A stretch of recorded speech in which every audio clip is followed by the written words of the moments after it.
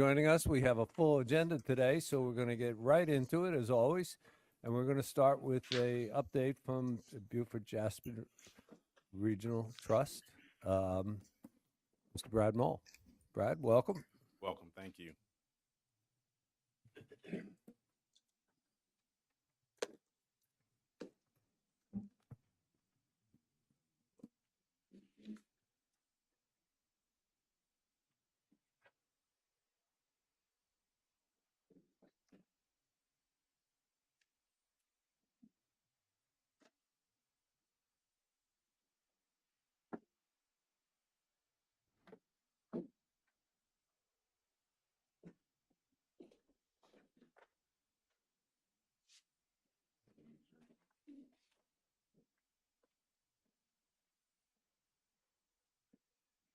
Good morning again. Last month we had an update for you all. Tammy Victoria came in and updated the housing, updated you all on the Housing Trust past and upcoming activities for 2023. At that time, they gave you all details on the roles and structures of our then four committees, and then along with an overview of our project pipeline development, and then ending with an update on Bill S-284. Today I'll come and give you an update more on the Housing Trust new logo, what came out of the board's recent planning session that we had last week, and then the results of our recently advertised letter of interest, our LOI, and then another update again on Bill 284. So Community Works staff worked with a graphic designer over the past month to bring to the board two logo options. One of those logo options, first of all, the logo options centered around historical crops here in our region. One of those being the indigo crop, which produces a blue dye. And then the next being the sweetgrass logo. Again, of course, which is grown here in the South. And of course, we know with basket weaving being a historical art in our region. The board, after looking over the indigo and the basket weaving option, the board chose the woven basket option. Again, just to kind of give you a few ideas of how that logo would look. So again, we'll move forward again with more branding activities for the Housing Trust. But again, we wanted to kind of just give you a quick snapshot of the new logo. Again, on May the 12th, the Housing Trust had a board planning session. The goal of that planning session, again, was to reflect on where we've been and finalize our 6-month action plan. We reviewed past priorities of the Asecure Robinson report to be sure that our activities still aligned with those priorities. And we discussed activities that we needed to accomplish in order to move forward. And again, that was included in our 6-month plan. Again, as you see here, some of those priorities, if you haven't seen them in a while, as far as that's pulled out of the Asecure Robinson report study that was done. Priority 1, providing accessible, affordable housing to the region. Priority 2, overcoming barriers to affordable development. Priority number 3, ensuring a regional approach for affordable housing that addresses the needs of each jurisdiction. Priority 4, understanding the tools and resources available to housing trust funds. Priority 5, identifying a stable and reliable dedicated revenue source. So on May the 12th, we had a board planning session which went great. We had a lot of input from all of your representatives to the board. We created a Beaufort Jasper Housing Trust Fund 6-month action plan.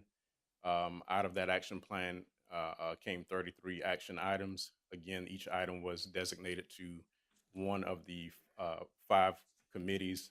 Again, the committees that we have in place are Governance Committee, Finance Committee, Development Committee, and then the Project Evaluation Committee.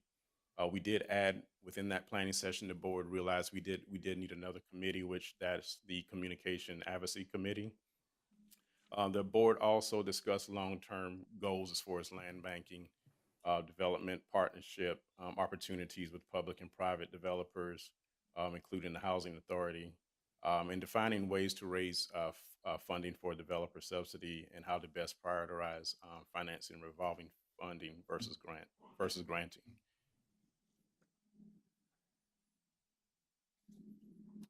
So recently, we also had, again, we had for the last month and a few weeks, we had a RFP out, a letter of interest out, again, to kind of just capture those developers that would be willing to work with the Housing Trust.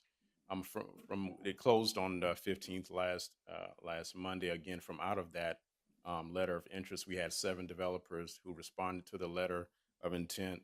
The amount of funds that were requested for from 500,000 to 1 million. I would say that with all of those 7 developers combined, we had a total request of 7.5 million. So that's about 1 million per project. 3 of the 7 projects are tax credit projects. Of course, the next step would be to take these projects to our project evaluation committee, where they'll review these projects and make a recommendation for funding and full underwriting. So it's more of a pre-application, if you would say, and then we'll from whoever the project evaluation committee decides should go forward, then we'll kind of move them towards a full application. Just to kind of give you more of an update, there's been some activity on the Bill 284 since we met last month. Bill 284, again, to those who have first heard of this, it adds workforce housing as an eligible expenditure used for hospitality and accommodation tax revenues at the local level. Again, since our last meeting, the governor has signed this, supporting. So some of the amendments, there were some amendments for this bill. A few of those were made in the House that limit this strictly to accommodations tax only, with a cap at 15% of those funds. And again, the bill will sunset after 7 years. And again, it was signed by the governor last week. So the next steps is to determine the process for implementing this option as a funding source to support regional workforce housing. Again, and we'll circle back around and get with each local member in the Housing Trust Board as we kind of get more activity on this bill. Again, wanted to just remind you again that we do have a web page set aside on Community Works website that we periodically update with this type of information that was just mentioned to you all. Again, so that's available to you all and to the public as well. Have any questions or comments?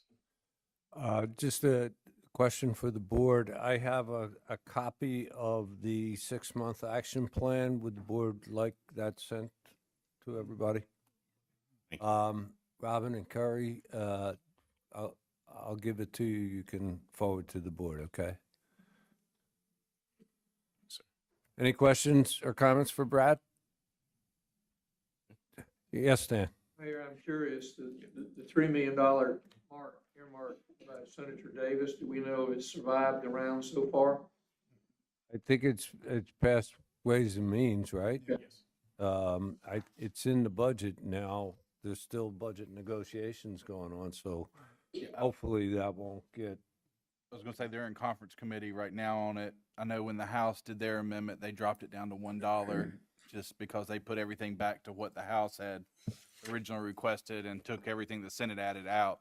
So, but I know we've talked to Representative Herb Kirschman as well as Senator Davis, and I think they're both pushing for that.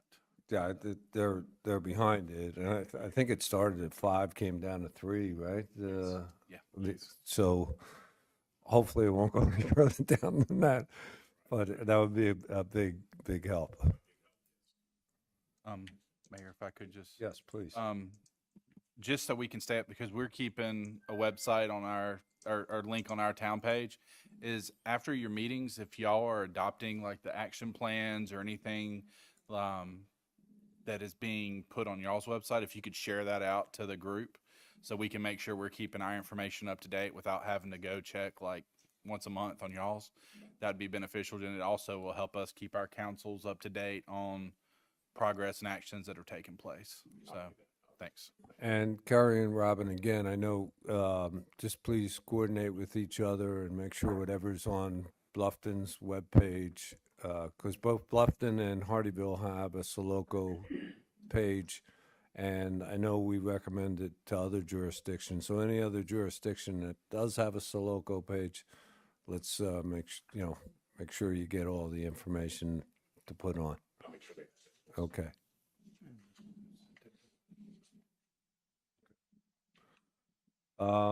Anybody else? Any other comments or questions for Brad? Thank you, Brad. We're very, very excited about the good work that the trust is doing. Okay, as you all know, we have over the last couple of months looked at every jurisdiction's capital improvement projects so that we're all aware of what's going on in everybody's jurisdiction. And we have 3 left to do, and I put them in alphabetical order. And we have the City of Beaufort first, and the very well-dressed, spiffy Mr. Scott Marshall will do the presentation. Thank you, Mr. Mayor. Good morning, everyone. How are you? Good morning. Just quickly take you through our active capital projects, if I could, please. Next slide. Oh, sorry, I guess I have it here, don't I? I'm getting over a cold, so my voice is not the greatest right now, so bear with me if you will. You're doing great. We have a few projects that are joint projects with the county. One of those is Airport Road, which is a 2-lane section of 8-foot multi-use path on one side.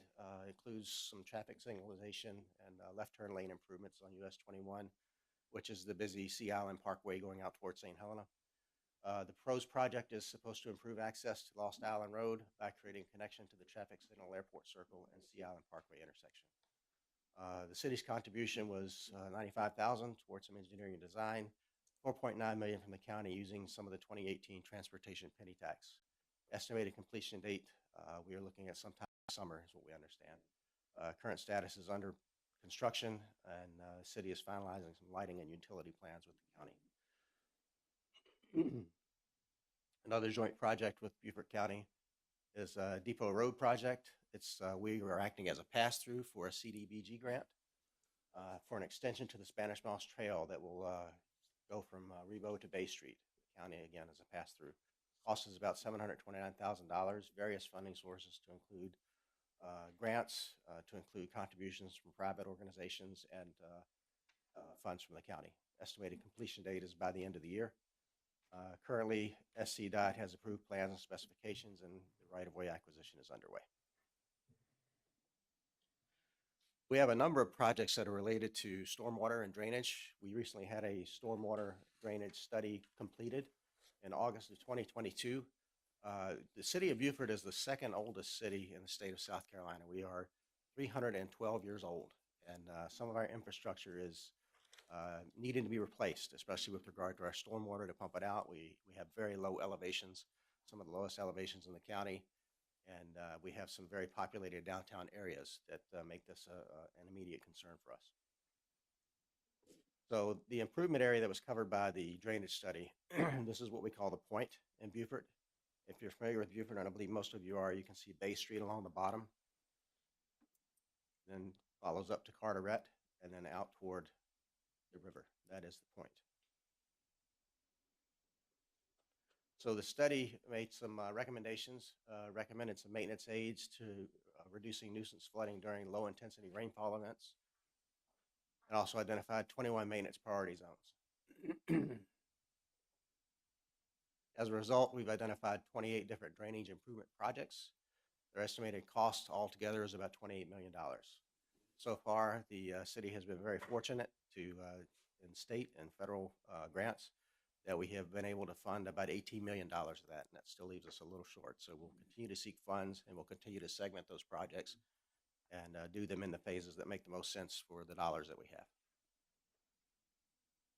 The individual projects, the point downtown drainage, it includes the If you go back to the previous slide, which I don't expect you to memorize all this, but be on the Soloco website, I presume, and you can go back and reference it. The cost for this portion of the project is about $1 million. Several funding sources to include grants and local matches. We estimate that this will complete sometime in FY26. We're currently working with Environmental Protection Agency on some further grant awards.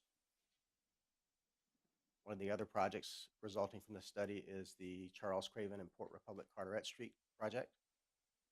This is about $7.5 million, and we were fortunate to receive a SCORE grant in that amount to fund the full project for that, so we'll be proceeding on that very soon. And the King Street project, which is also part of that study. That's $11.1 million. We have various funding sources on that. We think we have enough funding to complete that project, or to begin it with the completion in mind anyway. Battery Creek Janeway dredging. This is a dredging project, small project. We're actually moving out on this right now. This should be completed within a few weeks using stormwater bond funds. Pigeon Point, another drainage project. This requires a study of the Pigeon Point area of downtown Beaufort. We expect the study will cost about $216,000, and we would like to complete it sometime in the summer of 2024. We've submitted for a FEMA grant for this, but have not heard back yet. Some of you may be familiar with the Carnegie Library, some of you may not. In the early 1900s, I guess it was, the Carnegie Corporation funded a lot of public libraries for rural areas, and one of the libraries that they funded was building the Carnegie Library in the city of Beaufort. It's a wonderful building, but it's aging and it needs a lot of help. I believe we put a roof on it last year. But now the gutters and downspouts need repair, and there are a lot of windows that need repair. We've got a lot of leakage into the building. The cost of that's going to be about $250,000, and we're going to use some of our parks and tourism funds for that in the next fiscal year. Allison Road, that's a 10-foot multi-purpose bicycle and pedestrian path with streetscape improvements. This is going to connect Rebo Road to the Beaufort Memorial Hospital and the Spanish Moss Trail. And it also will allow for, it's an important project for Beaufort Memorial Hospital because they want to put a daycare center back along Allison Road within close proximity to the hospital campus for their employees. Cost is about $2.2 million, funded by a variety of sources to include Dominion and City, non-standard service funds, some state funds, some private contributions, and some of our stormwater funds. Current status, we are finalizing an easement acquisition with one holdout landowner. So that's holding up the whole project right now. We're getting there. Calhoun Street, that's another drainage project. A lot of drainage in Beaufort, right? Includes a closed drainage system, on-street parking, and 5-foot sidewalks. It also is a streetscape project. Again, some of the same funding as the previous project, except we're going to throw some ARPA funds in there. It's currently in design. Easement acquisition and foreign property, and for 38 temporary easements is what we're working on right now. This is a sidewalk project to connect, again, the Spanish Moss Trail to 170 and 21 with some streetscape features to include lighting. And we have a couple of recreational projects. One is Southside Park. The next one I'll show you, I believe, will be Washington Street Park. Southside Park it's a joint project with the county in a way. We have two separate pieces of property. They touch each other in the Southside Park. And so it's, from the residents' view, it's one big recreational location. So we have part of that project to improve it, and it includes a pavilion, restrooms, 2 playgrounds, safety surfaces, fencing, benches, picnic tables, fountain, and landscaping. And we are seeking some, in the next fiscal year, we will pursue some revenue bonds against our parks and tourism revenue, and hope to complete that project as a result of receiving those revenues all in total in 2024. Washington Street Park is to replace the pavilion that's there and to move the basketball court to a new location. Again, we're going to use some parks and tourism revenue funds for that, as well as some revenue bonds. Parallel Road is another joint project with the county. If you have traveled through Beaufort much, you will know when you were on Boundary Street heading out of town, that's a very narrow neck. You've got Marshall on one side and Marshall on the other. There are very limited options going back and forth. We had a redevelopment plan in place for that, and we had an extensive streetscape project on that section of road completed probably 5 or 6 years ago. And along with that, there was supposed to have been a parallel road built to provide some relief for the congestion of traffic along that route. The parallel road has not been built yet. It still is in great need, but it is a huge, gigantic project. But we do feel like it can get done. The entire segment will probably exceed $12 million in total funding. So far, we've identified some TIF2 funds, some general fund balance, and some impact fees. I'm in a meeting. Can I call you back? Current status, the engineers have offered us some reasonable alternatives for discussion. And the city is currently talking to some property owners, trying to pursue some properties and easements that would be necessary to begin that project. Our fuel tanks at our downtown marina are aging, so are the lines that are in the ground that run from the fuel tanks to the docks. The cost to replace that, we think, will be about $800,000, and we will use our fund balance from our Parks and Tourism and capital projects. That's currently in design. That's it. Questions? Great. Thank you, Scott. Any questions? Well, thank you. Next, we have the town of Port Royal and Mr. Van Willis. I didn't get the memo on this suit, so I apologize. You know you're going to get teased a lot now, Scott. That's fine. Or you can tease me. It works. All right. FY 23 capital improvement plan for the town of Port Royal. Just give you a kind of an overview of what we anticipate for the upcoming fiscal year. Stormwater improvements, road resurfacing, sidewalk construction, some improvements to town buildings, in particular the police department. Waterfront and dock improvements. Most of you are probably familiar with what we've been doing since 2006 with the shrimp dock, so we're still working on that. Looking at some sewer master planning and potential expansion, as well as Spanish Moss Trail extension. One of the first projects we're undertaking the upcoming fiscal year is some improvements to the Casablanca area. We initially applied for a grant for kind of a larger area. Just to give you an idea of what the scope of this is, initially it was going to go a little bit further north towards Waddell. However, we had to kind of break it down into 2 phases. And so a lot of the work that we're anticipating in the Casablanca area are what you'd expect of a typical stormwater improvement program: cleaning and defining existing ditches, installing wetlands, outfall structures, creation of some swales, dredging some low areas. And we've got some issues with our own public works area that we're trying to address in this basin also. When it rains, we're finding significant problems just about everywhere. Like I said, this just gives you an idea of the scope of the project in this location. And obviously, one of the things that we try to do as well is get things into the cypress wetlands. So the initial system was created to attach through our basin study the preserve apartments, which is adjacent to Casablanca. So we're creating and improving the outfalls to the cypress wetlands as well. We've got some additional downtown stormwater improvements. A lot of our downtown area actually doesn't even have stormwater infrastructure. We've got pretty good soils, so that helps us tremendously. But we identified some areas at West Paris Avenue and Madrid Avenue that we're seeing some significant standing water. So we had an opportunity through some grants to improve West Paris Avenue and Madrid, and also address some of the concerns we had in the village area. When the village was built in the 90s, I think whatever was put in the ground infrastructure-wise is what was on the truck. And it's been kind of piecemeal in terms of some of the improvements. It drains out in a couple of different directions, but what we're needing to do there is really go in and revamp it completely. This is just to give you an idea of where those improvements are for the West Paris Avenue area. And obviously you see Paris Avenue there. There's some improvements. We've noticed, particularly down near Anchor Park, which is down right below that green line, there's some elevation problems that have created some additional issues for us. And for those of you that don't know, Paris Avenue is a mammoth right-of-way. Initially, a lot of these right-of-ways, in particular Paris Avenue, were designed to accommodate port traffic. So you see these big sweeping turns, 80-foot wide right-of-ways. So we've got some area to work with. This is just the 9th and 10th and 11th Street area that I referenced earlier. It's just some connectivity and some additional piping to improve that system.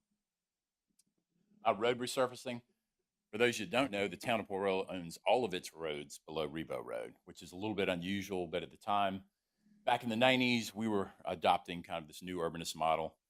And in order to really make a lot of those things happen, the council and management at that time decided to take ownership of the roads. So when I got here in '02, I figured out we owned all the roads, which was a lot of fun. So estimated cost for that is about $2.2 million. You know, the 85,000 square yards, that didn't really mean much to y'all. But to give you an idea of what the scope of those road resurfacing improvements are, that gives you an idea of what we're undertaking starting now and basically into the next fiscal year. So basically, just about everything is being resurfaced with the exception of Paris Avenue right now. I didn't include that in the list of capital improvement program because we're still working on the concept. We initially had a CDBG to do a portion of Paris Avenue, but decided to revisit it because we wanted to take a look at the overhead utilities and see if there's something we could work out with Dominion. So that's still a work in progress and will probably be in our programming for the upcoming fiscal years. Next one, it looks insignificant in terms of cost. It's only $100,000, but I can tell you this has probably had the most significant impact in our downtown area and the most response that we've received from our citizens. We're basically doing about a mile's worth of sidewalk construction in the downtown area. And what's interesting about this is, you know, we typically have not had a large budget. And so what the town created a couple of decades ago was a sidewalk construction program, which allowed residents to share the costs with the town. They would receive a portion of the right-of-way when they would share the cost of construction of the sidewalk. Once again, as I mentioned, we had extremely wide right-of-way, so it made a lot more sense, particularly with our changes to our code in terms of trying to bring buildings up to the street. So we had the allowances to allow this sort of thing to happen. So what we're leveraging the dollars we're investing with the cost share program with the residents. Just to give you an idea of the sidewalks we're constructing, that is what we're doing now. And so it's underway. It's going fairly well. We have discovered lots of water lines, lots of irrigation lines. So we've been doing a lot of repairs, but this has been the most well-received program that we've done in quite some time. Like I said, insignificant in terms of cost, but very well received. This is a small project we're doing with the police department. When we renovated it probably 10 years ago, we prepped the upstairs space in anticipation of needing some room. And so we're refinishing the second floor. Estimated cost about $80,000. Getting all the building officials and architects on the same page relative to ADA compliance and chair lifts has been the biggest challenge, but we're about to move forward with that, so pretty exciting. This has been one of the more challenging capital improvement programs that we've undertaken. Not included in that number is I think $75,000 to $80,000 we spent the last year just trying to get boats off that dock. Maritime law is very different than conventional law. And for a very short time, we owned a few shrimp boats until we worked out some auctions and were able to get those completely relocated. But the dock itself is actually empty now. So we're getting ready to prepare the demolition documents and replace the existing shrimp dock. Along with that, we'll be constructing a processing facility on land to accommodate, the swordfish boats as well as shrimping boats, potentially other boats we have. For those you don't know, I have 2 sunken shrimp boats adjacent to that dock right now, so we've got to remove those also. So council is committed to this. It's very culturally iconic to Port Royal, so we're going to see this one through. Just to give you an idea of what's permitted currently for the expansion of the shrimp dock, where do you see we call that the backwards F? That would be adjacent to where the eventual processing facility would be. We may revisit this design to make it a little bit more user-friendly for the shrimp boats. Obviously, near that reconstruction will be the marina associated with Safe Harbor. So we've got to make sure that the interface between the marinas as well and the turning bases are appropriate. So once it's completed, we're anticipating not only the construction of additional shrimp and fishing dock space, but additional day dockage to complement what's going on at Fish Camp and Shell Ring and anything else that happens in that particular area. Sewer master planning and the potential expansion. Redevelopment Commission has recommended about $3.5 million set aside for planning, modeling, construction. In particular, the Rebo Road corridor, we're calling it a gateway now. My council is going to take that up formally in June. That recommendation, I'll know if they'll stick with the 3.5 million, but it's obviously something we need to keep in mind. Just to give you an idea of sewer availability in Port Royal, up at the top of that slide is where you see 21 is Rebo Road, and what you don't see there is any sewer. We sold the system in 2002. And any improvements relative to additional sewer along that corridor were underwritten by the town, either through a TIF or a CDBG. So we're hoping to partner with Buford Jasper, particularly if we're willing to put a lot of money into this and work on master planning it so that we can see some additional sewer along that corridor to make it a little bit more commercially viable. Spanish Moss Trail expansion, obviously, working with Beaufort County, the Friends of the Trail in the town to complete the crossing. Many of you know it kind of dead ends a couple hundred yards short of Rebo Road. There was a yeoman's effort to get the DOT to approve the crossing of that particular location. We're very appreciative of the county working through that. So that is anticipated happening. We're working with Safe Harbor on securing the temporary easement once it does relocate, getting it down to 15th Street in the Ritter Circle area. What the town is doing now. We did build a couple sections of it already. One is, if you've been to Fish Camp, you probably saw the section of that Spanish Moss Trail that's already constructed. And then there's a small piece that's down near where the dry stack is currently. But what we're looking to do is expand it a little bit further. This just gives you kind of an overview of where it is currently. Obviously, where it is in yellow is where it's existing. We received a grant. You see that red section below the green is what we have secured. And, beyond just constructing the 12-foot wide path, it also includes all the stormwater infrastructure is necessary to accommodate the 12-foot path adjacent to a waterway. We are looking at, you'll see in red, there's West Vine, Lenora, Drayton, Battery Park. That was a part of our initial grant application. That part wasn't as well received by the DOT, so they asked us to consider just the expansion in between Fish Camp and the Bluff neighborhood that would connect with the green section. So that's what we're working on, and that'll be done in the upcoming fiscal year. That is all I have. Just real quickly, we are wrapping up one sewer project in the Narcissus, Royal Palms area, a CDBG. Like I said, a lot of the town is sewered, but one of our priorities was the expansion and of sewer in the downtown area, obviously because we're adjacent to Battery Creek and Beaufort River, and so we think it's a priority, and that's something we'll be working on. Any questions? All right. Thank you, Van. Any questions? Thank you. Okay, next we have Mr. Matt Garnes from the town of Yemassee. Hi, Matt. Morning. Morning. So I can't come close to the amount of slides as Beaufort or Port Royal, but we've got 4 projects we're actively working on right now. Quick overview of the Yemassee demolition project, the Yemassee water extension upgrades and sewer extension, the Castle Hall sidewalk project, and the Marine Corps Tribute Park. The Yemassee demolition project is funded by CDBG and a corresponding local match. It involves demolition of 14 blighted properties within the Hampton County portion of the town. It's nearing completion. 11 of the properties have been demolished and the site's cleared, with the balance scheduled for demolition within the next 30 days. The remaining properties have asbestos within the structures, and accordingly, special measures need to be employed during the demolition to contain that type of material.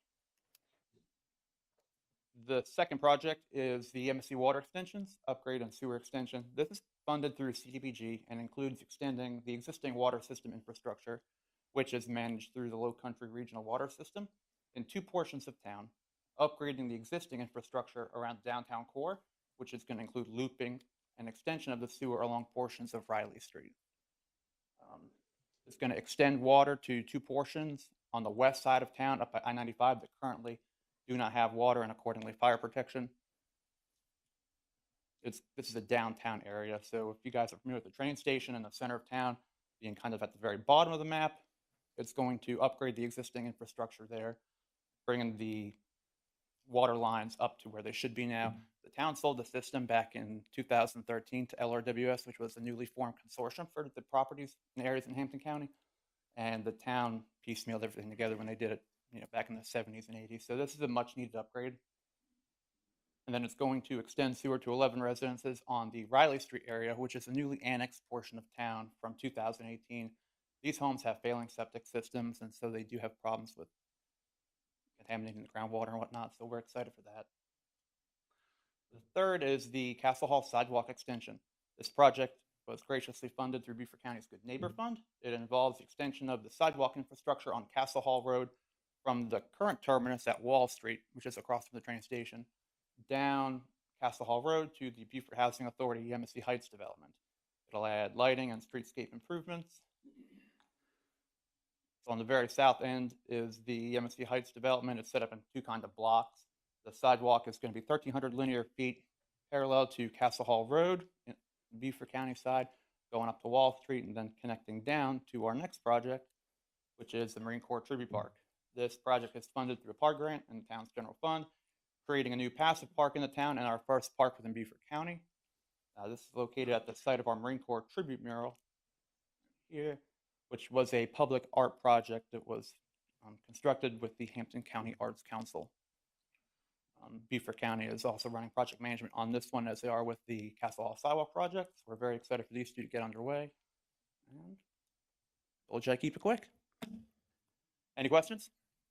Just one, Matt. Yes, sir. When all of the buildings are demolished, the area there, is there going to be a specific project after that to redevelop that land? So it's going to be encouraged, but there's no requirement for the property owners to redevelop it. The requirement is they have to maintain the property how we turn it back over to them, which will essentially be turnkey. I mean, the properties will be cleared, graded, sodded, and so they'll have everything back. Any septic tanks that were on the property will be abandoned. Any water connections that were still left are going to be capped off. And that'll also help us get towards our more conforming uses. A lot of these areas, we had trailers or just non-conforming uses overall. So this will kind of help us further the zoning ordinance. And as we're working through our comp plan, I think it goes hand in hand. Anyone else? That must have been an interesting number one, because I had the same question about what's going on. What's it zoned for, Matt, that demolition area? So it actually takes up a wide portion of the town. A significant amount of them are zoned general residential, which is a low-density residential zoning district, which allows for mobile homes and single-family dwellings. There were some that were zoned office commercial, which is our kind of in-town commercial zoning designation. But generally speaking, they were all low-intensity residential. We had two of them that were commercial. The reason it popped into my head, because I thought maybe the Housing Trust might be an area that could be helpful for your area. Absolutely. Okay. And I have one other question, because the city of Hardeeville is doing a memorial park. What's the acronym for PARD, P-A-R-D? What's that grant? It's Parks Recreation. Oh, okay. Development. It's administered through SCPRT, Parks Recreation Tourism. Those grants are $25,000 max, and you have a minimum contribution of, I think, $6,250. And you can exceed that, but the maximum you can apply for the grant is $25,000. Okay, thank you. Any other questions? Well, that completes our review of the entire jurisdictions that everybody gave their capital improvements. The reason we do this every year to share information among the region. If anybody has any ideas, or there's a lot of grants and there's a lot of sewer work, if anybody can learn from it and possibly ask each other questions to help each other out, that's the purpose of it. So I encourage everybody to reach out to your fellow jurisdiction if something rings a bell. Okay. Next, which is, we have good time to discuss next month's meeting agenda. We're going off into another area, a new subcommittee, hopefully. And I wanted to make sure we get this down, because I am not going to be here on June 27th. So there were a couple of things that I asked the board to send out, and that was the growth boundary policy and maps of each jurisdiction, so we can review that as a region. And also, we talked last month about creating a new subcommittee, which would use these boundaries, and a subcommittee that would talk about growth boundaries and what we want to do in terms of mutual zoning on adjacent properties. It was suggested that Councilwoman Alice Howard head that committee. I see Alice is not here, so that becomes definite. When you're not here, you definitely get stuck, right? We had also asked everyone to bring a nominee. It was recommended that it be staff. Is everybody prepared to nominate a member to this subcommittee? Let's go down each one so I can make a note. And anybody who has not prepared with the nominee, perhaps we could have it ready for next meeting. I have the new Soloco logo, so I don't forget anybody. Beaufort County, do we have a nominee? Is that going to be Alice? She's from Beaufort County, and our person will be Rob Merchant. Rob Merchant. Okay. City of Beaufort. Scott Marshall, city manager. Our staff representative, Mr. Mayor, will be Kurt Freeze, our Director of Community Development. I'm sorry, Kurt Freeze, Director of Kurt Freese? Development. Yes, he will be our staff representative. Okay. Town of Bluffton. I'm sorry? Dan Frazier. Okay. And City of Hardyville. Mr. Matt Davis, Deputy City Manager. Matt, you're leading in a number of committees for the City of Hardyville. Thank you for that. Hilton Head Island.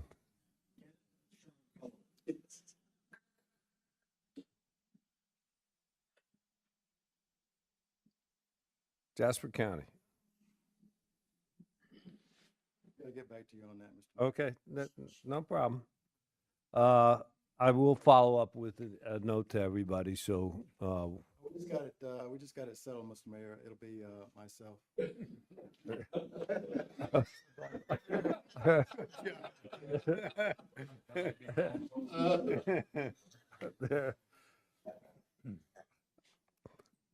Town of Port Royal.